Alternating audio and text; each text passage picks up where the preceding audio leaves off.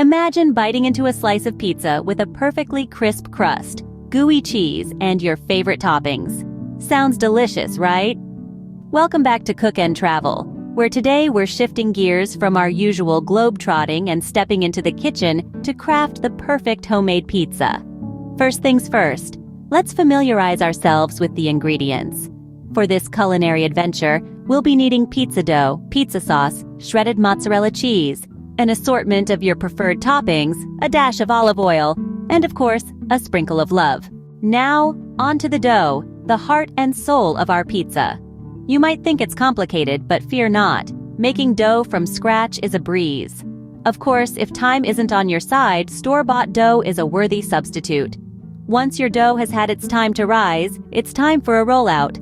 Dust your surface lightly with flour, take hold of your dough, and start rolling. Don't strive for perfection here, a rustic touch adds character.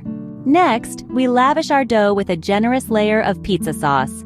Follow this up with a liberal sprinkling of shredded mozzarella cheese. Remember, the amount of cheese is entirely up to you.